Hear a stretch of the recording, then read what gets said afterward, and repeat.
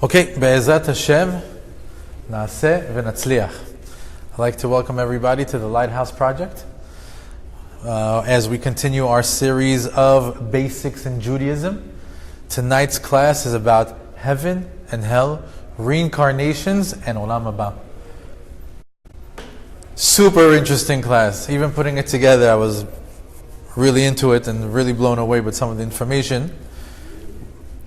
Before we get started, I want to give an honorable mention to our sponsors. We have our nightly co-sponsors, which are anonymous, doing this dedicated in honor of Bobby and Zadie Rosman and Bobby and Zadie Berger, and for the Refuah Shema of Menachem Mendel ben Sabat and Dvar Fega Bat Rezel. Our class also has its own sponsors, Baruch Hashem. We have H&M Builders doing this in memory of their grandfather in honor of the Dornbush family.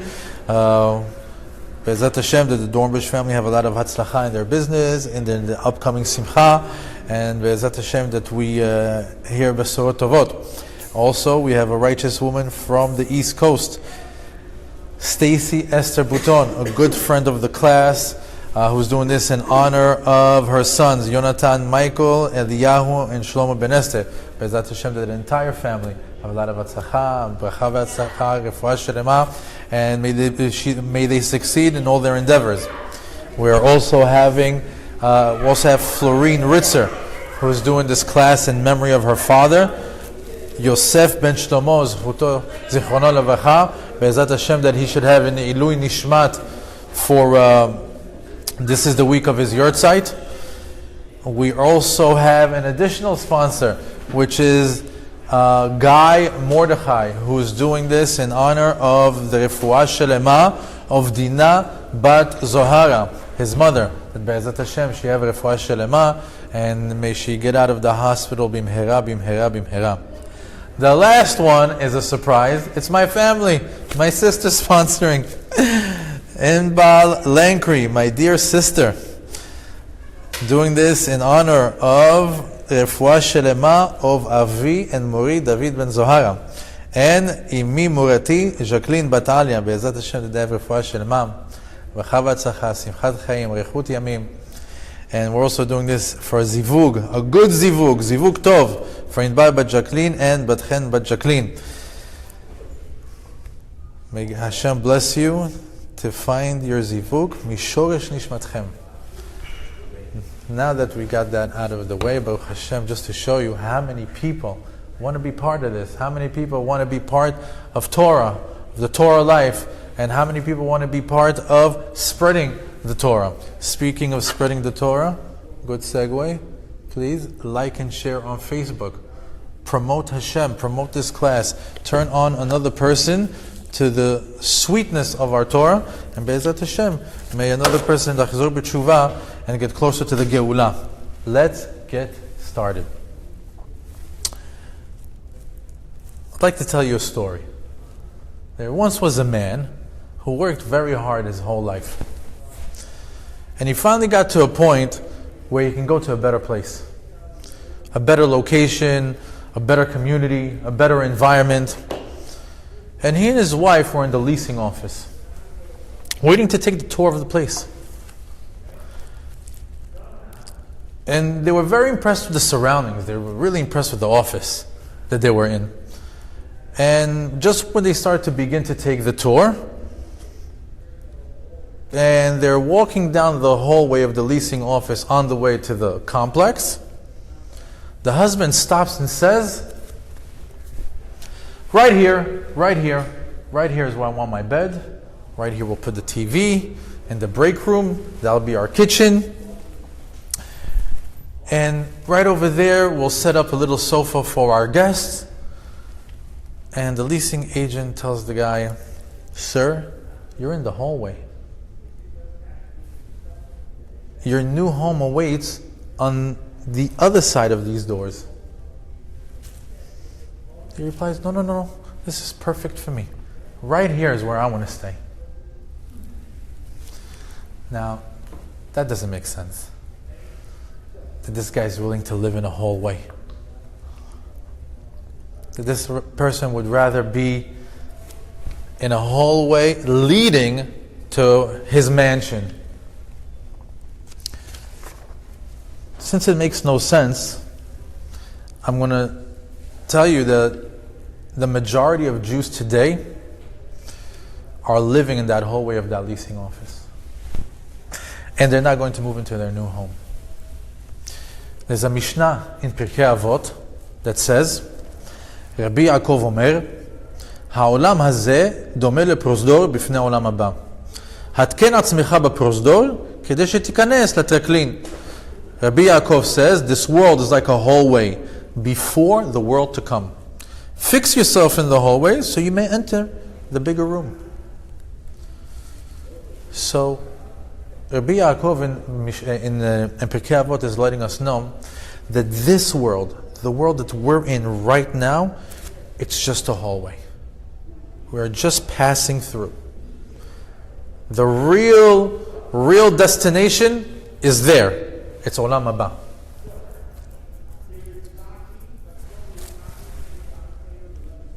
And Be'ezat Hashem, we have 120 years in this world.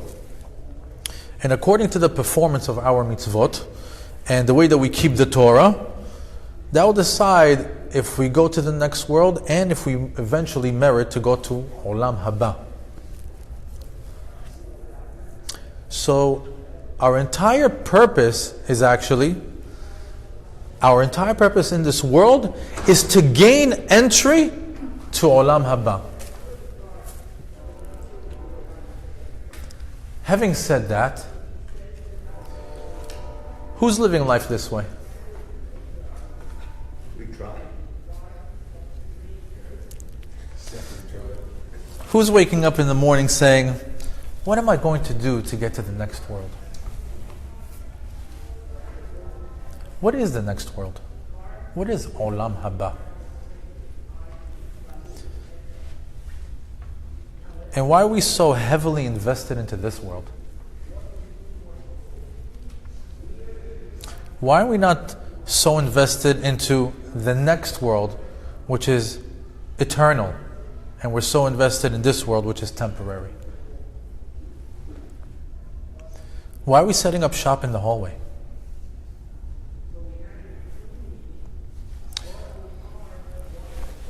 Are we ignoring the real purpose of a Jew in this world?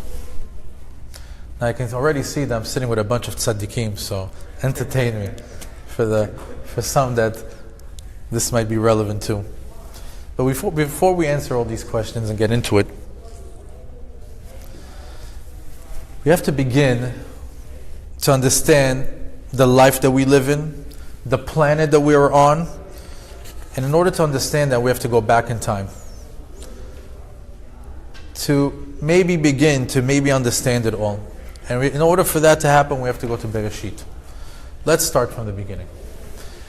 There's a pasuk in Sefer Bereshit that says, "Vayitzer Hashem Elokim et ha'adam afar min ha'adama, vayipach ba'apav nishmat chayim v'yi adam lenefesh chaya." The Lord God formed man from the dust of the earth. He blew into his nostrils the breath of life, and man became a living being. That's how life starts, or life started. Man was formed from earth. That was one part. And got a neshama deposited in that body from God. That's the second part. So there's a heavenly part from God, and there's another earthly part, which is complete. The heavenly part obviously is the ruchaniyut, the spirituality. The earthly part is completely connected to physicality, to the mundane, to the human desires, and to the human vices. The neshama is pure. It's godly. And it only wants spirituality. And it always yearns to go back where? Go back home. Wants to go back to the heavens. Wants to go back to God. The body is the complete opposite. The body just wants to satisfy the person's pleasures, senses, and desires. So they're two polar opposites. Now, the challenge, should you accept it, is to take this heavenly soul and this human body, which limits us. The body limits the soul. The soul can love more. The soul can feel more. The soul can think more. It can understand more. It can do more. The body inhibits the soul. However, should you be able to navigate this life with your body and soul, by the way of Torah, mitzvot, and maasim tovim, you merit to go to heaven. Should you fail, you go to hell. So that brings us to the next question. What is heaven and where is it? And the same goes for Gehinnom. As a matter of fact, what happens when we die?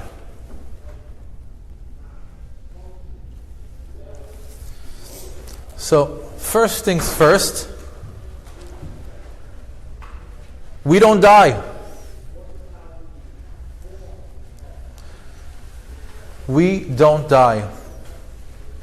The soul continues.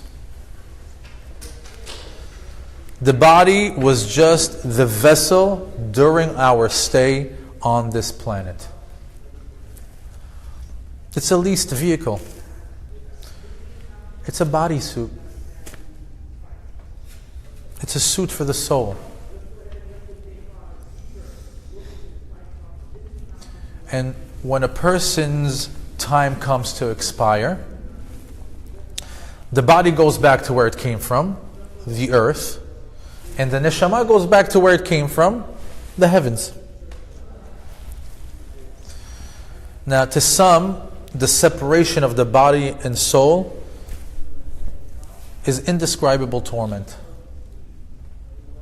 Death to some is a very, very difficult thing, because the soul got embedded to the body. People that are very connected to their body, the neshama is like clinging to it. When they expire, the neshama has a very hard time releasing itself from the body. For the righteous, Chazal tell us it's like taking a hair from a glass of milk.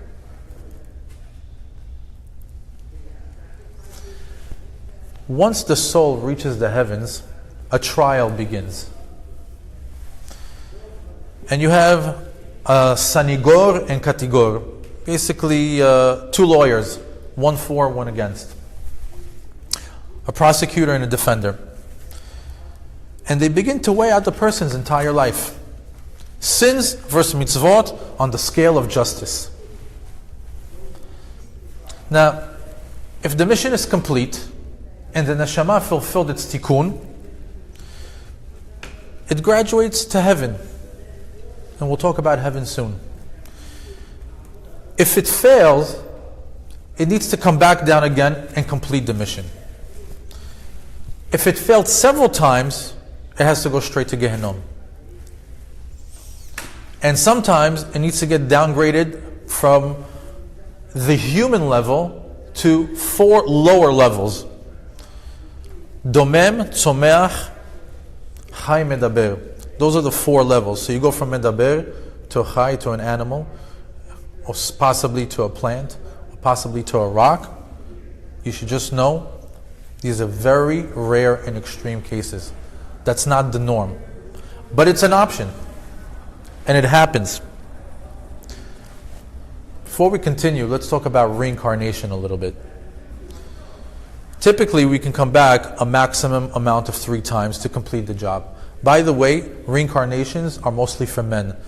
Very rarely for women. It's very rare. Because typically women are an extension of their husband.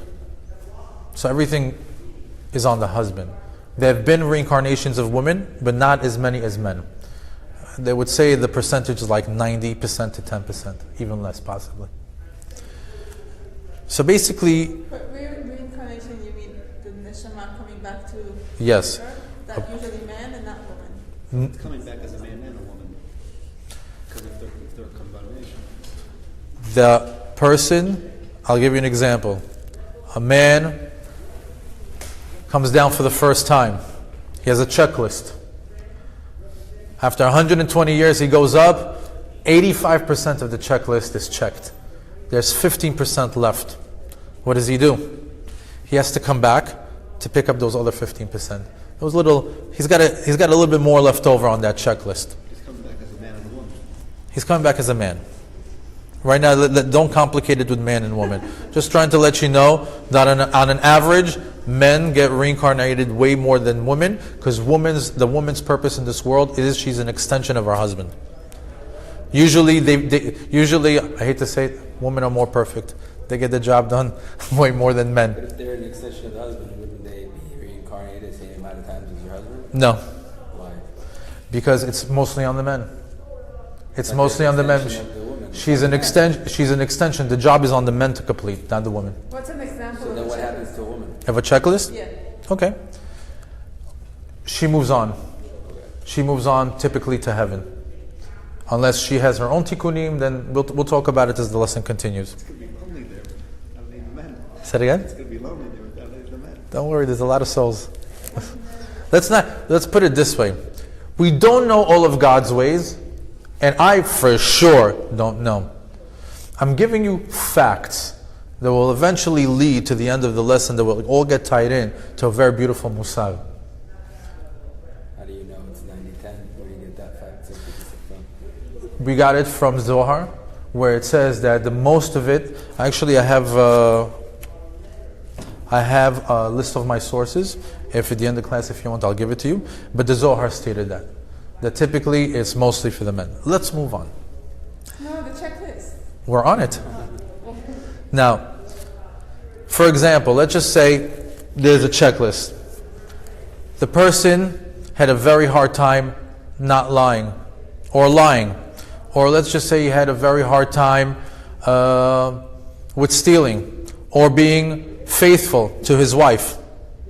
So he comes back again, and now he's in a brand new life with his recycled neshama, but he has spiritual baggage. He's carrying that 15% that's missing with him. Now, this 15% or this leftover pieces from the checklist that he's carrying with him from a previous life, as life begins to unfold, certain events begin to manifest. And it seems that it's out of place out of the person's life. Either it's with certain people, with certain situations, that sometimes you can feel that there are certain things that are connected to your life, but certain things are just out of nowhere. And these things are typically tikkunim. I'll give you an example. A person who in this life feels that he's having a very hard time giving charity, the reason why he's in this world is to give charity. A person who's having a very hard time telling the truth, the reason why he's here is because he needs to tell the truth. Whatever you're having difficulties with in your life, that is exactly like a little signal for you to say, this is my tikkun. What if he has difficulty with his job? What type of difficulty? Like advancing in his career. Okay. I don't know if that counts as a tikkun. Might be a tikkun. That definitely could be classified as a tikkun as well. When a person feels that he cannot be successful in his job, typically we're talking about things that are spiritual, things that have to do with midot. But if a person doesn't have a hard time with earning a living or moving up in his job, the rabbis always say that it's a good idea to sometimes leshanot makom, leshanot mazal. Sometimes it's the place. Sometimes if you just move to same job, different office, you have a better luck. But same concept. Maybe he came down to this world to be successful. Maybe he needs to keep trying. No. Sometimes I've heard a beautiful example where a rich man came back as a poor man. He was very successful in a previous life, and in this life he was having difficulties. Why? His tikkun was to see if he was going to keep Torah, mitzvot, and maasim tovim in this situation. Because as a rich man, it was easy. Let's see if you can pull the mitzvot off when you're in this type of situation. So as a person is going through life and he has this spiritual baggage, it's his goal to accept the challenges. And as he accepts the challenges, he has to overcome them and fulfill the tikkun.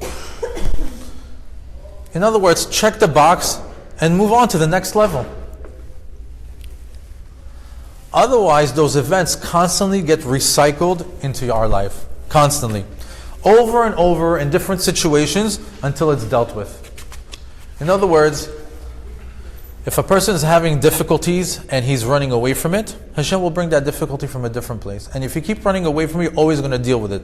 You're always going to have to deal with it. However, if you say, let me face this challenge right now, whether it's what we spoke about, whether the person is having a hard time waking up in the morning to pray, whether he's having a hard time being honest, whether he's having a hard time staying faithful, face that challenge, you move on to the next level. Otherwise, you always get these recycled events and you feel like you're in a vicious cycle. Things are always happening to me. The reason why is Hashem is giving you that challenge and you're not dealing with it. And sometimes the point that we're trying to make over here, sometimes it's not even connected to your life. It's part of that previous life and it doesn't make sense and it's part of it. But should you do that tikkun, you don't have to deal with it anymore and you move on to the next level. Now, that's if you merit a gilgul. What we're talking about now is if you've been here a few times and you have the zchut to still come back and fix things. But should that process be over, you get to the biggest fork in the world. The biggest fork in the road. You know, there's always a fork in the road in life. Do I go left? Do I go right? There's one big one. The one. Always go right. Yes. So imagine the fork in the road when you're standing and one sign says heaven, the other one says hell, and you're like, which way am I going? You don't get to choose. Go right. Go right. So the Zohar says, Gan Eden lemala lenishmatam shel tzadikim gamurim liot nizonim me'or gedola shemala. It says that heaven is up above and reserved for the souls of the righteous who are nizonim me'or gadol shel ma'ala. These are for the righteous. Gihonom lemata. Hell is beneath us. Lotan rashaim, and that's for the wicked. Shelo kiblu brit milah, they did not respect their brit. Velo aminu b'kadosh baruch hu, did not believe in God, and v'dato, and did not follow the Torah. So we know that there's a heaven and a hell. The Zohar gives us our first peek into it. Let's start with Gehenom. Let me give you a disclaimer. We're all going to hell. Just for different periods of time and for different purposes. And I'll explain. In order for you to get to heaven, you have to pass through hell. There's a process. There's a cleansing process. Don't look at heaven as this scary place. But it is. But at the same time, every person has to go through Gehenom as a cleansing process, and then they merit to go to Gan Eden. There's very few righteous people who skip that process. A large percentage of the people have to go through it. It's like a dry cleaning for the soul. I'll explain it a little bit more. If you find yourself in Gehenom, you practically lost your battle with Yetzer Hara. And to his credit, he's just an angel. He's just doing his job. He's God's angel. He's just doing his job really, really well. With certain people, he succeeds most of the time. With others, some of the time. So not everybody has such a filthy soul. Sometimes it's just sullied. Sometimes it's just a little bit. But all our souls are not going back the way that we got it. So in order to bring it back to heaven the way that it was given to us, there's a process. And the holy books state that the entire process lasts 12 months. That's the max. 12 months. A cleanup process, sometimes shorter, sometimes longer. On an average, it's 12 months, and then you get to graduate to Gan Eden. So there's many opinions of what happens there. I'm going to leave the gory stuff for the experts. I'm just going to give you something very interesting. Once you reach the heavens, they show you two movies. They show you the life that you lived, and they show you another movie, the life you could have lived. If you would have applied yourself, if you would have made the right decisions, your torment is the realization of your life when you were using your full potential. So they show you the best version that you could have been, and then the life you lived.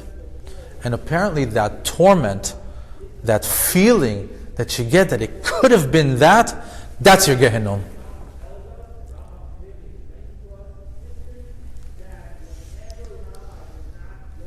So the soul goes through this spiritual cleanse,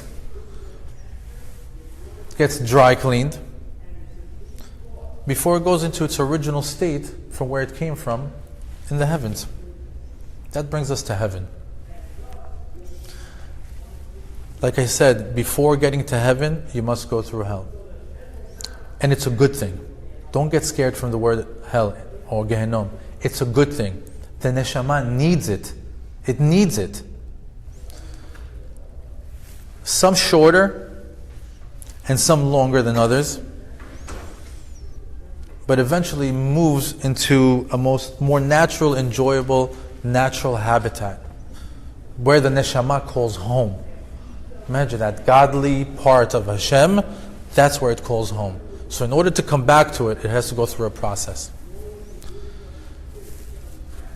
So if a soul got dirtied or sullied on this planet, it has this earthly smell on it that cannot get tolerated in the heavens. So in order for it to get rid of that earthly smell, it goes through the cleansing process. And that cleansing process allows it to graduate and go to heaven. I'll give you an example. Who's been to the Dead Sea in Israel? Great. So you know the Dead Sea, it's very salty, right? If you go into the Dead Sea and you have no scabs, no open scars, it's enjoyable, right? But if you got tons of open wounds and scars, what happens? It's torment. It's the same thing with the neshama. If you were righteous, and you might have a cuticle that's bothering you, and you go into the Dead Sea, you might feel a little bit on the finger, ouch, whatever.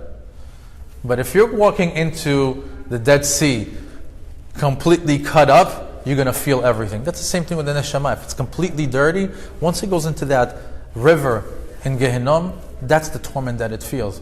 A righteous man, what does he feel? Okay, I'm getting dipped, I'm getting cleaned. I'm moving on to the next level. They have to go through that mikveh.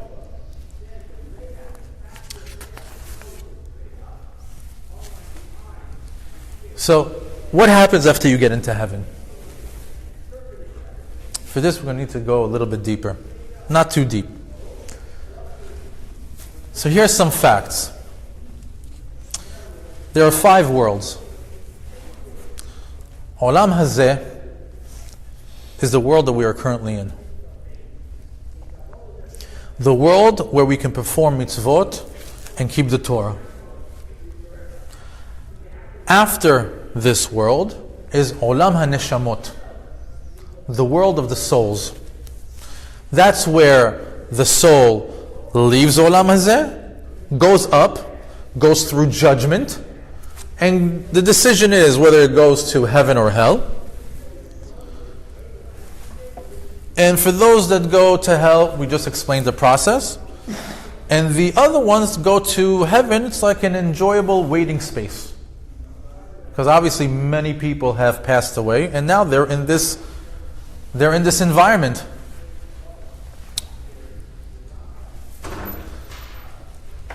The next world after that is called Olam Yemei Mashiach. It's the world of the times of Mashiach. What is this world? Well, it's basically back to this world again, but it's different. This world is running on a different set of rules. Rule number 1, there's no more evil inclination. There's no Yetzer Hara. That entire Olam Yemei Mashiach is a 1,000-year period. during that 1,000-year period, it's actually a reward for the body.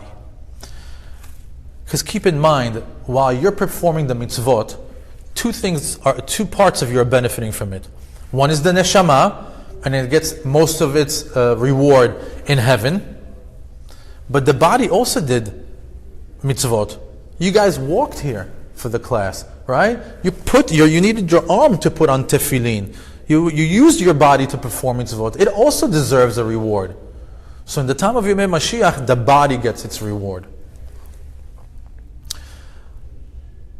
They say that women will have pregnancies and give painless birth in one day. Food will grow on trees. We won't have to plant. We won't have to plow. We won't have to reap. Bread will be growing on trees. Clothes will be growing on trees. You can go and you pick up your jacket.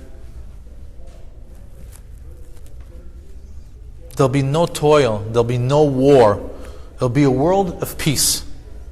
All the best. You could just imagine the utopia that we all dream of for 1,000 years.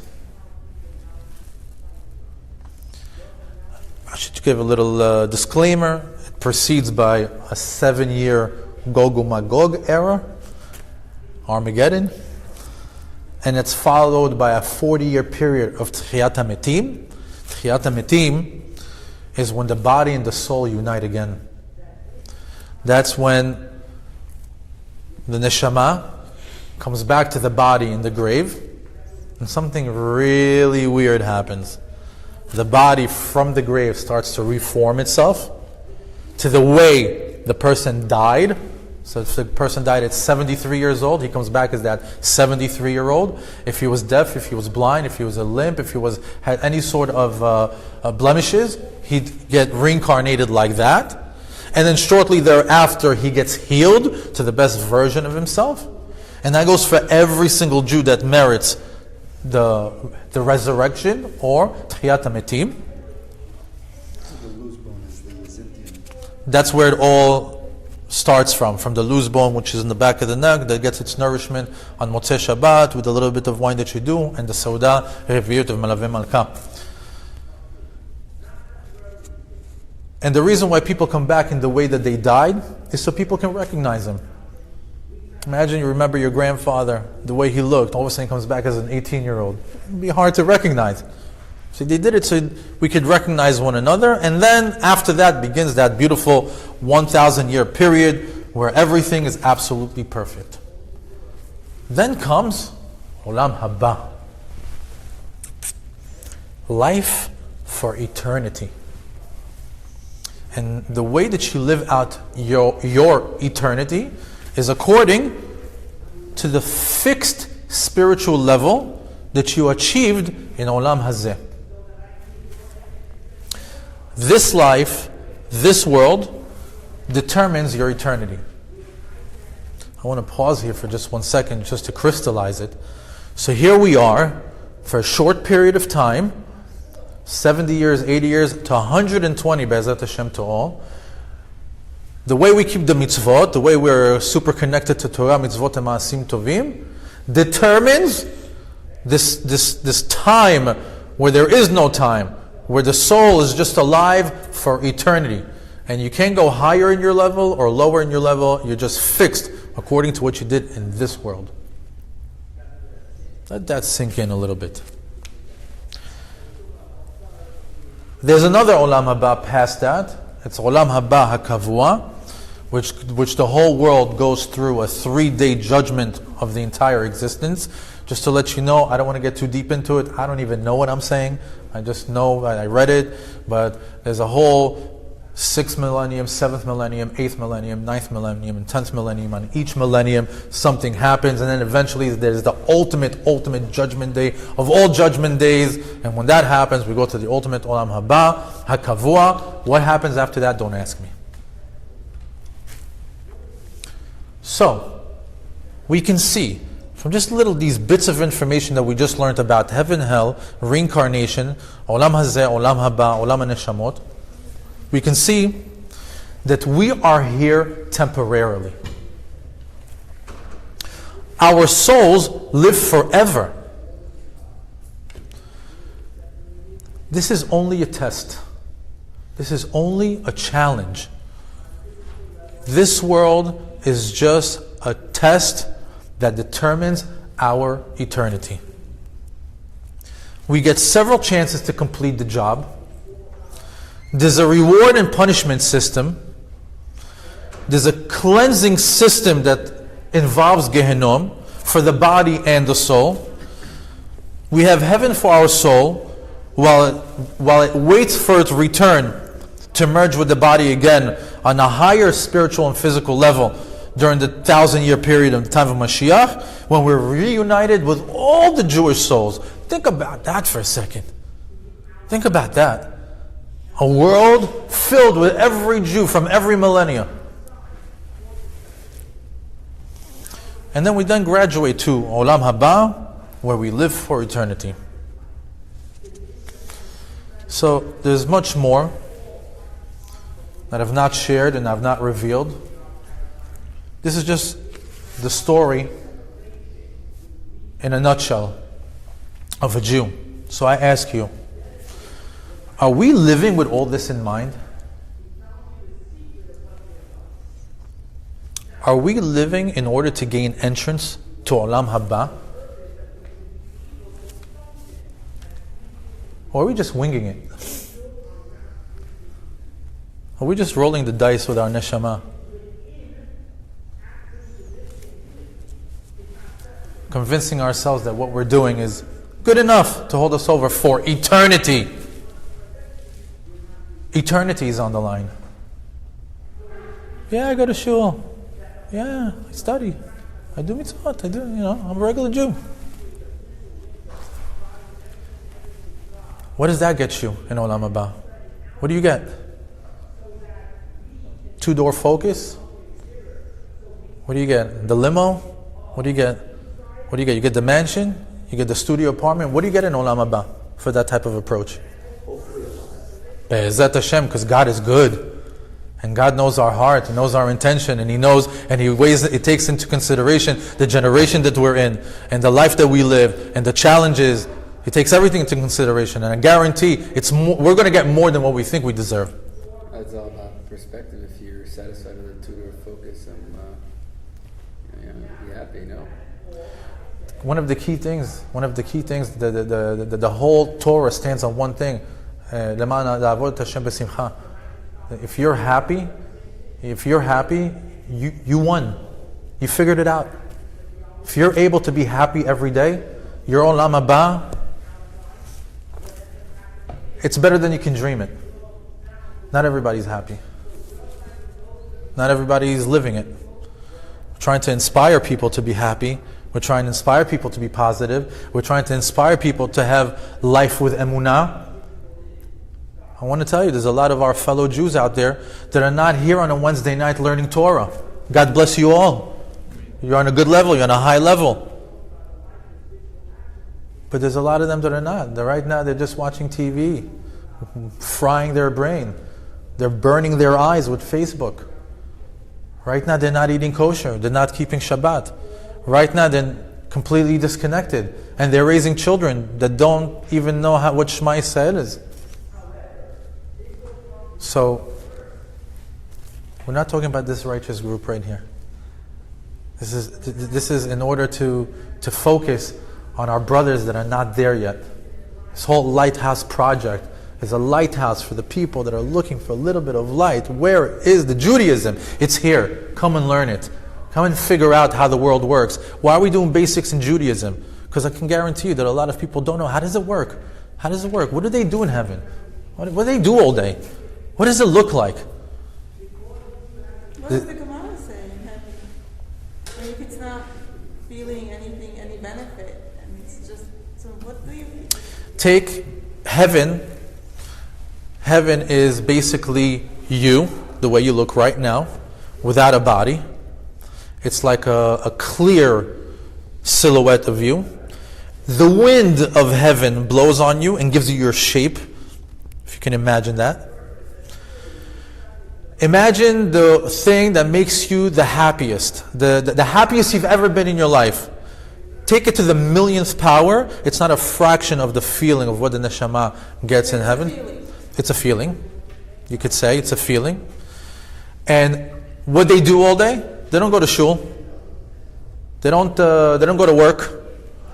They're not bowling. They're learning Torah. In heaven. Now you're going to tell me, I don't know. Boring here, probably boring over there. I'm going to tell you something. You don't know the power of the Torah. You don't know the sweetness of the Torah. If you had an inkling of what it is, you'd be thirsty for it. You'd wake up at 3 o'clock in the morning to study it. You'd go to classes and you'd listen to rabbis and say, more. I want to know the Torah. What we know over here is a fraction. They said that there's different measurements. There's different measurements in the world. How do you measure the heavens? They say they measure it according to the size of our planet. So imagine what planet Earth is. It's a drop in the ocean, in the Torah learning that's in the heavens. The Torah is, we don't even know what it is. We don't even know what it is. You can get as deep, and it can go deeper and deeper and deeper into it, and still didn't even begin to touch it. I was just talking to my father-in-law, and it's like, we're talking about chidushim. So he says, imagine you go into the ocean, and you go and you fish, and you take out you fished out a salmon. He's like, okay, that's your chidush. He goes, and another guy fished out a tuna. That's your chidush. How much more is left in the ocean? He says, imagine that by the million to the billionth power, and that's just a small fraction of what it is in heaven. Anyone who appreciates and knows what the Torah is, when you tell them that all you do in heaven is learn Torah, that's heaven. But if you're thinking that it's some sort of like physical enjoyment, you get that. The body gets that. All the biggest physical enjoyments that you can have, that's its natural state. It doesn't need any highs or lows, anything to get it excited. It's its natural state.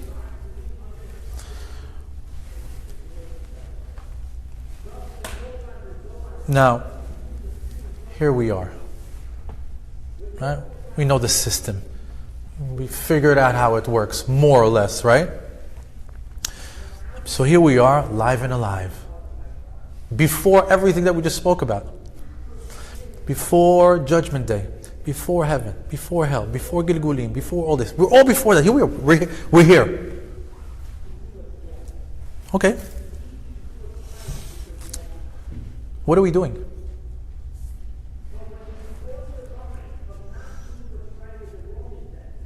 Are we taking everything that we just learned into consideration tomorrow? Or are we just going to whatever it?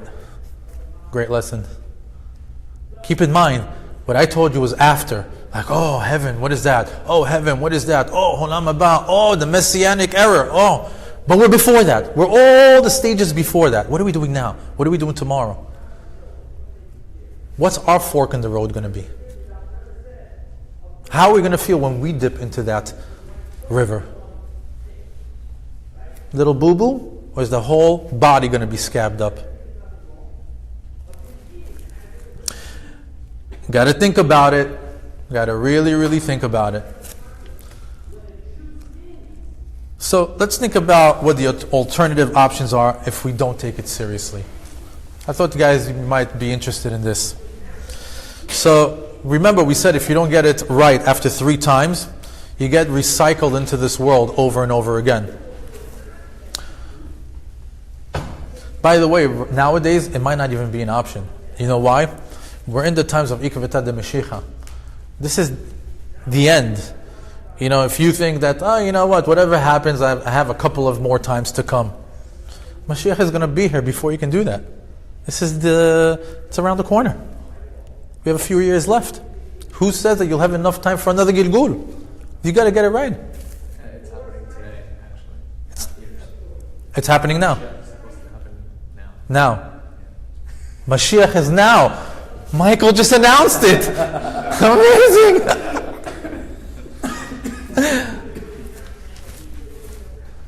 Only Michael can announce Mashiach. Eliyahu Navi, he is here. So let's just say if you don't get it right and you don't come back as a Gilgul, so you might come back as a dog for speaking Lashon Hara. That's what the holy books say. You might come back as a bird for not protecting your eyes. Oh, you couldn't stop using your eyes? Okay, go get a bird's eye view of everything now. Now you can see everything. Or maybe you're going to come back as a fish. That's for the tzaddikim. They just have a small little tikkun that they have to do. So they come back as a fish. Why? They're humble. They're under the radar. They're not seen. Similarly like fish, they're under the water. We don't see them. If you get to that fork in the road, and you get to that heaven and hell stage, well, there's 7 levels. You ever heard of 7th heaven? Where'd they get that term from? Because there are 7 heavens. It's not fair that certain people that everybody gets the same heaven. According to your level, depends on which level you go to. And similarly, 7 levels of hell.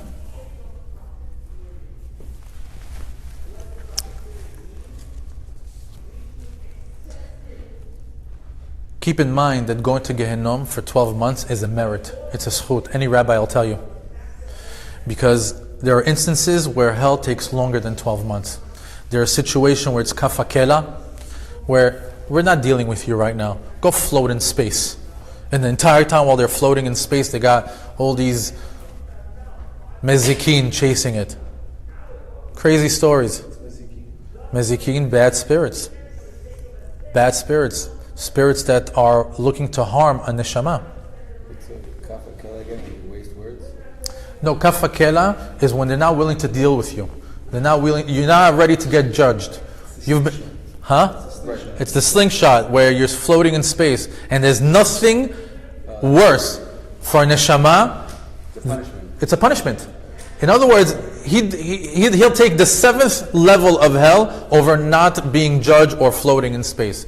You have to understand, once the neshama leaves the body, the only thing he wants to do is heaven, just get me there, just get me there. Whatever it takes. So in your kafakela, it's tremendous torment.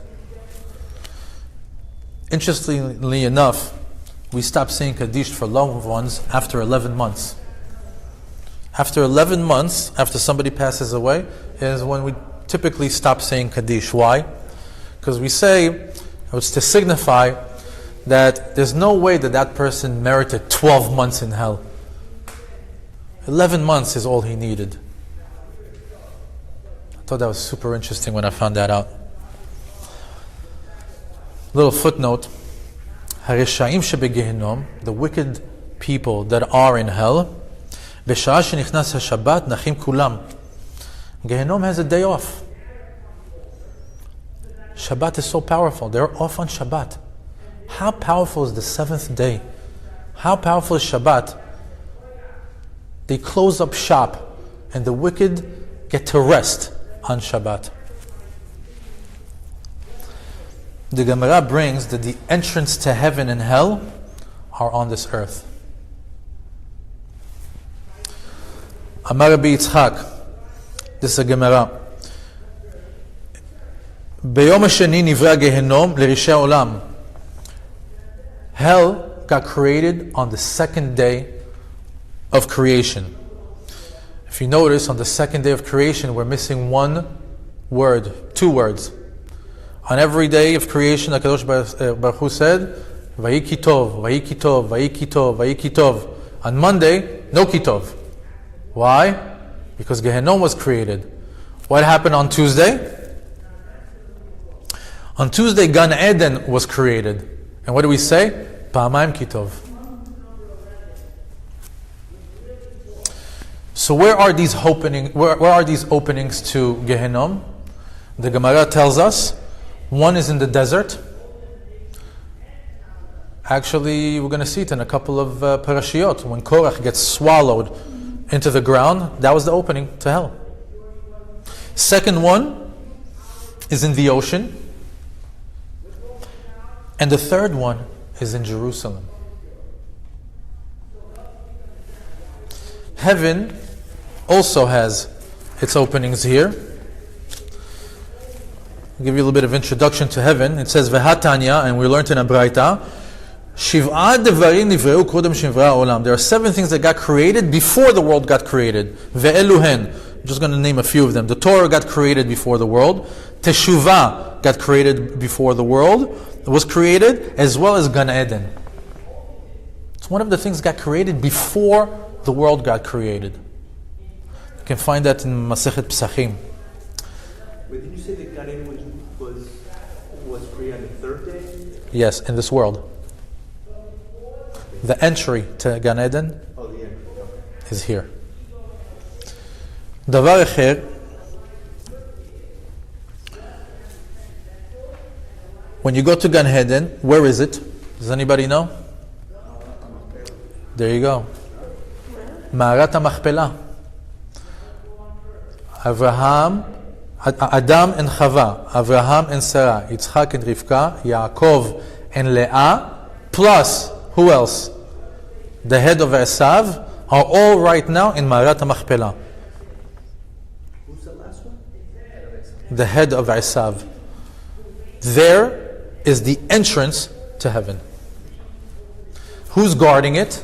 Adam Harishon. And how is he guarding it? With, in Parashat Bereshit talks about the Acherev HaMitapechet, this sword that flips over and over. Because when the neshama leaves the body, where does it go? We learned in our previous classes that our tefillot, where do they go? They go to the Bet HaMikdash, right? And over there's a pipe that goes to the heavens. Where do the souls go when they die? They also have a destination. They have to go first through Maarat HaMachpelah. Adam HaRishon has to inspect it and has to give it direction to where to go.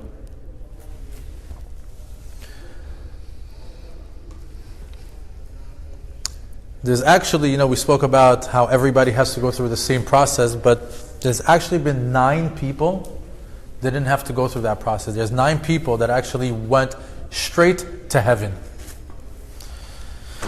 9 נכנסו לגן עדן בחיים ולא טעמו את האמיתה. There are 9 people that gained entry to Gan Eden directly while they are still alive, and they did not taste the taste of death. Listen to this unique club over here. Look at this list of people. Binyamin ben Yaakov. Binyamin, one of the 12 tribes. Kilav ben David, one of David's sons by the name of Kilav. Serach bat Asher, the daughter of Asher named Serach that lived for 400 years. Batya bat Paro, the daughter of Paro, Batya, just the one that took Moshe out of the Yaor. Eliezer, Eved Avraham. Eliezer, Abraham's faithful servant. Ve'eved melech HaKushi, u'Mashiach ve'Eliyahu. Mashiach, we know who that is, Eliyahu and Anavi. And there's 2 more, Ve'abotz beno Rabbi Yehuda Nasi, the author of the Gemara. Ve'yesh omrim af Rabbi Yoshua ben Levi. These are the 9 people that gained entry to Gan Eden. Why? Do we know why? Why For being righteous. So Binyamin was righteous and Yosef? He never sinned. And Yosef? Binyamin never sinned, not one time. And his brother, Joseph? No, Yosef. He was the conduit for the brothers' jealousy. Yosef. Then I could say Moshe. Then I could say Abraham. Yeah. I could say any. No, they did not merit. God has different plans for them. But Yosef was a tzaddik. They say Yosef was a tzaddik. Yosef, he was a tzaddik. So he didn't marry? Why not? I don't know. We have to ask Hashem. It's a good question from when we're studying Torah in heaven. How did he sin? So here's a little question. In the time of Mashiach, when there's a resurrection and Be'ezat Hashem we merit to Tchiyat HaMetim, again we have to merit all these things. If a person had 3 reincarnations, 3 Gilgulim, how does he come back? Which one does he come back? What do you say? I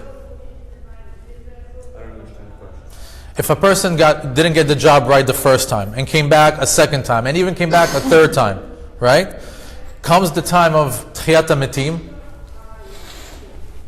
which one comes back? First one, second one, or third one? Third one. Third one. they all come back. They all come back, and they all have a part of that neshama. Because each body did a mitzvah. Each body had its own life, and it had its own challenges and successes and failures, and they merited in each body. They all come back, and each one has a portion of that neshama. Now I want you to know that everything that we're talking about, Mashiach, it's around the corner, / it's here. It's here. We're on the footsteps of Geulah. I would say, how exciting. This mega event is here. We're gonna witness it. It's like I'm telling you, Yetziat Mitzrayim is like happening soon. It's like we're those Jews that just got out of Mitzrayim. We're those Jews that are going to get out of the Geulah, get out of the Golah, and we're going to be part of this mega event that's been coming for thousands of years. Yet, Yetzer Hara has got us so busy, so preoccupied with this world, so dizzy, that we're missing the point of this entire life and the purpose of this world. We set up shop in the hallway. Rabbi Yehuda capsulized this magic formula to success in this world. We say it every day in our prayer. Rabbi Yehuda ben Tema omer, Az panim legehenom, uvoshet panim legan Eden. Those who are brazen, straight to hell. Those who are bashful and humble, straight to heaven. That's a good tip. How about more tips on how to get to heaven? How about if, you know what? I decided, I want to go to heaven. Get me there. Okay. Rabbi Yehuda gave us a very simple formula. Let's see if there's any more. This is super interesting. Amar Rabbi Yehuda bar Shila, Amar Abasi, Amar Rabbi Yochanan. This is a Gemara. Shisha dvarim adam ochel mipirotam ba'olam hazeh v'kayem l'olam haba. There are 6 things that a person benefits from it in this world and in the next. That's a good one, right? You get to have your cake and eat it too. This is it. You get to benefit here and there.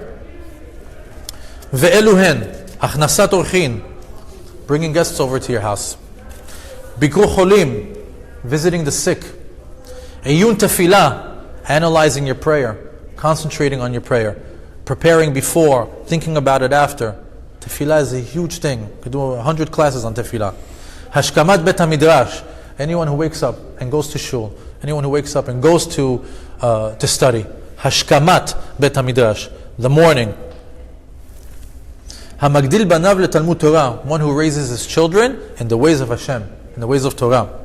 Hadan et chavero lekav zchut. The one who judges his fellow friend favorably. Kibud av va'em, huge. Respecting your parents, huge one. Gemilut chasadim, acts of kindness. Hava'at shalom sheben adam lechavero, bringing peace between 2 people and between a married couple. And the last one, v'talmud Torah keneged kulam. And Talmud Torah, learning Torah, trumps them all. So you want to get to heaven? I can be busy doing this little, 9, 10 list. I can bring guests over. I can pray. I can visit the sick. I can study. I can respect my parents. I can judge a person favorably. I can do good deeds. I can spread peace. I can learn Torah. My day's over. I'm busy. I'm busy getting into heaven. What are we doing? What are you doing? What are you doing? There's another, I wanted to give a couple of good feeling pesukim. It says, Kol Yisrael yesh lahem chelek le'olam haba. Feels good, right? Should feel easy right now. We all have a share in olam haba. Thank God. We all do. We all have a share in that world. But which chelek? The question is, which part? We all have a part in Olam Haba. Which part? Are we in Hialeah or are we in Boca? Which part? Chelek, Olam Haba is huge. What's your share? And over there, they're going to judge you According to who you are. What's fair is fair. What's right is right. Whoever did his work is going to get his reward. All depends on you. Let me give you something to think about. Why do Jews hate Jews? For example, in Israel right now, a yeshiva bachur will be walking down the street and a secular Jew will yell at him and insult him and will say real nasty things to him. Why is that? Is it just because he goes and studies? Like, does he really hate him so much because he opened up a book and learned Torah? Is it about the money? Is it about the government? What is it? What's triggering that Jew, the secular Jew, to hate the religious Jew? I heard a beautiful chidush on this. He says it's not really the secular Jew and the religious Jew interacting over here. It's their neshamot. The neshamot are interacting over here. The secular Jew, his neshama knows that we all have a chelek in Olam Habaa. But his is bigger. As a matter of fact, maybe he's taking my share. Why? Because he's doing the right thing. The secular Jew in his mind doesn't know that yet, but his neshama knows it. So the neshama is acting out. Oh, I hate you. What about the other way around?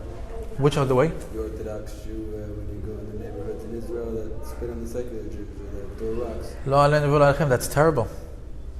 That's terrible. Same thing. That's a wrong hashkafa.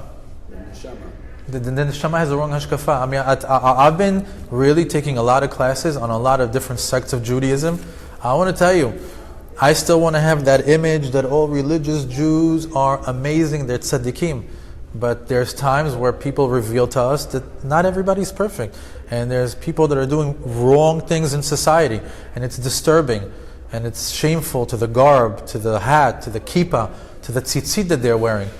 And the same thing that the secular Jew is doing, yes, the religious Jew is doing that as well. It's terrible. I'm not highlighting that.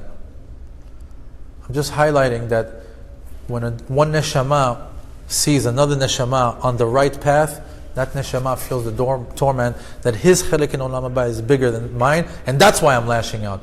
Eventually his neshama will transmit that to his brain, and maybe eventually he'll get there too. But that's what's happening. When a rabbi explained to say, you know what?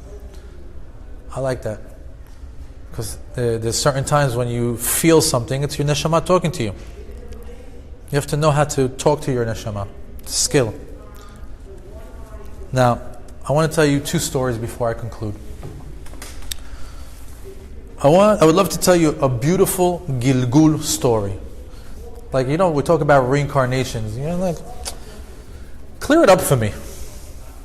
Give me one example of a Gilgul story. So there's some very recent ones. Of like people that went to war, got killed, the kid, that soul got reincarnated in the same village, came back, the kid at 4 years old starts talking like an adult, walks over to his own house and talks to his 40-year-old wife, and he's in a four-year-old body. And later on he's able to prove everything. He tells her what they did on their first date. He told her what he got her on the wedding night. He knows the whole family tree. And you're looking at a 4-year-old, but it's her husband. There's stories like that. But I thought yeah, of course. Documented. Videos, articles. It's out there. But I want to tell you a more classic Gilgul story from no other than the Gilgul of Moshe Rabbeinu. Because it's in this week's parasha. It's super connected to this week's parasha, Parashat Yitro. So let's talk about this week's parasha. Cain and Hevel, the first two brothers in history, get into a fight. Why? I'm just going to zoom through this chidush, because this could be an hour on its own, but the zoom through the chidush is, Cain decides to bring an offering. And he brings, pishtan, peels of fruit, like lowly things. His brother sees him, Hevel sees him, and he says, great idea. Bring an offering to Hashem. Let me do that. But he brings the best. He brings an animal sacrifice. Hashem accepts Hevel's sacrifice and shuns Cain. Cain gets upset and they get into a fight. Subcategory to this story, they also had a fight over the extra twin. Back in the days, when people were born, they were always born with a twin sister. So when Cain and Hevel were born, they both had a twin sister, but there was an extra one. There were 3 sisters and 2 brothers. So the fight, the way that the Midrash says it, and the way that Rashi explains it, is that they fought over Hashem accepting Hevel's offering. Secondly, over who's going to take the extra sister. Cain kills Hevel. Fast forward all the way to Sefer Shemot, and we see Cain and Hevel get into their first Gilgul and do a tikkun. Where? Moshe and the Mitzri, Moshe and the Egyptian. What did the Egyptian do? He looked into the tent of a Jew, and he coveted a woman. Who was that woman? That was that third twin. He wanted her again. Moshe saw that. He told him, not again. What did he do? He killed him. And what did he do? He buried him. So they squared off that whole killing part. You killed me when Cain in heaven. I killed you when you were the Mitzri. This week's parasha, we get a third part of that tikkun with Moshe and Yitro.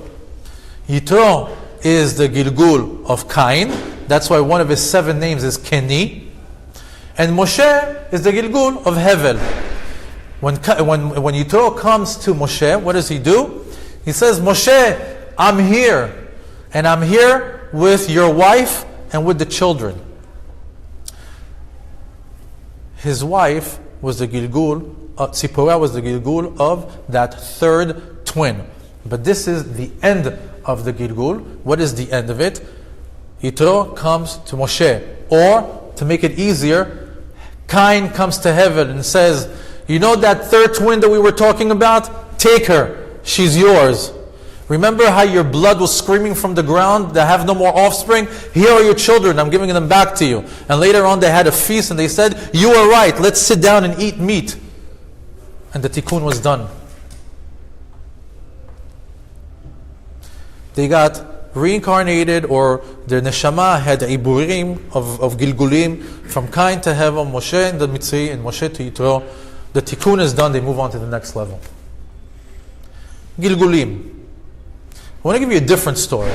This is an incredible story that I heard from Rabbi Manis Friedman.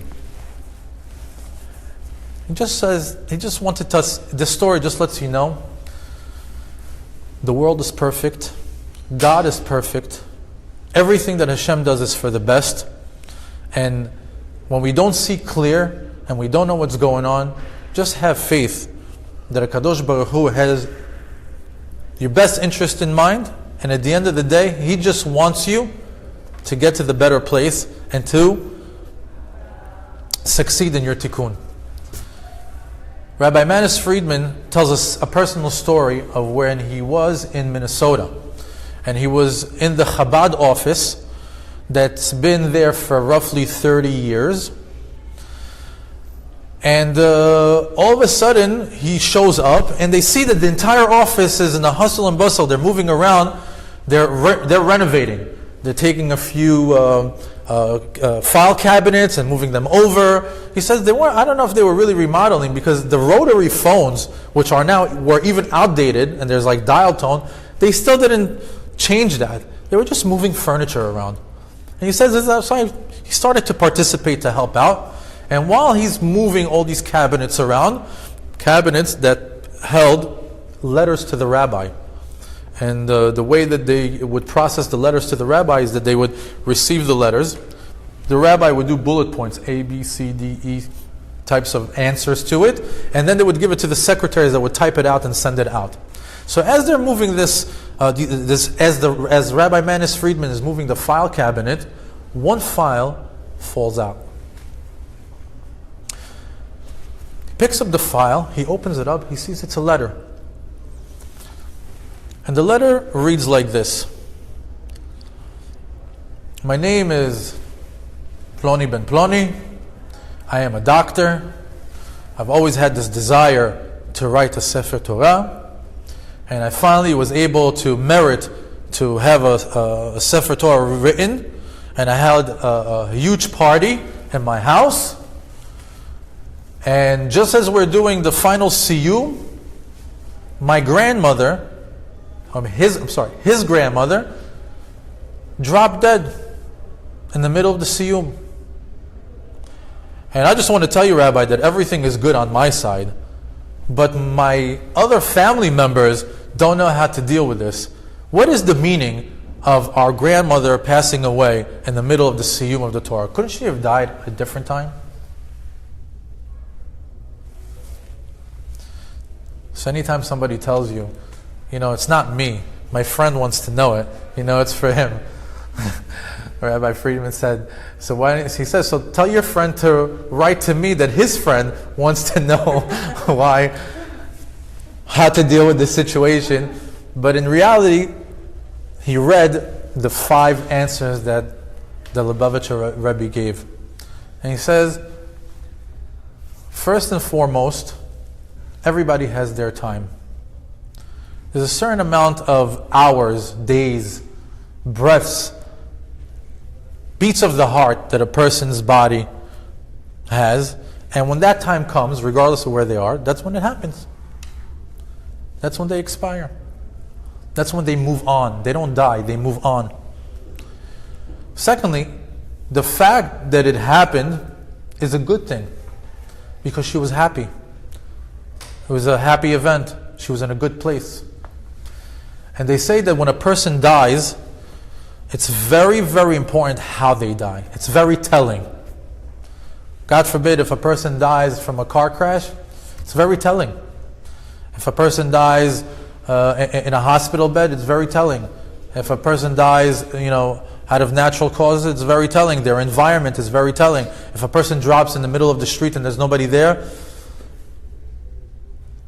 So he says the fact that she was there, in front of a Sefer Torah, in front of a Siyum, and the fact that there was a Shema Yisrael on the door and the mezuzah, there was no better environment for her. There was no better environment. It's the perfect thing. You guys should be happy and you should celebrate. It's a good thing. And it calmed down that person. And he went back and they were able to deal with it. And the rabbi said that and right after that whole thing happened, all of a sudden like this whole rush of fixing the office just died away. Just like wasn't a thing anymore. Like everything almost like, we're done moving things.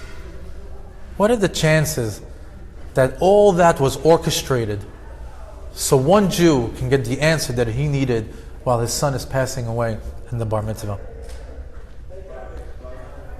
We have to know that there's a reward system.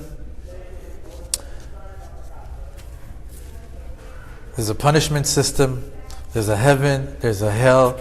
There's Yemei Mashiach. There's Olam Habaa. And it all belongs to us. A couple of weeks ago, I was in the room with Michael and with Rabbi Springer, and he made a good point. He's like, if you take us, human beings, we're so small on this planet.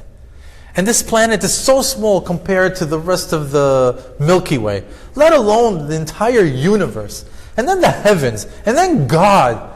Yet the whole world spins around the Jew, this little microscopic thing on this planet. Feel special. Be proud to be Jewish.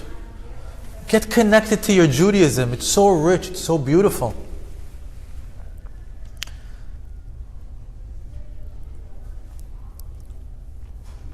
We have power and we have God. And let's not forget that we have our purpose. We have our tikkun.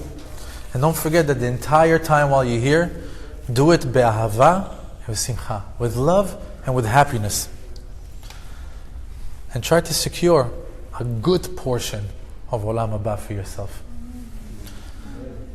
Ironically, the Gemara states, Shabbat, echad mishishim le'olam haba. Shabbat is 1/60th of Olam Habaa. Remember we spoke about Olam Habaa, this grand, beautiful place? Shabbat is 1/60th of Olam Habaa. Which leads me to next week's lesson is going to be about Shabbat. שיתו ליבכם לחילם, פסגו מנתן למען תספרו דור אחרון. Thank you for listening. Shabbat Shalom ומבורך.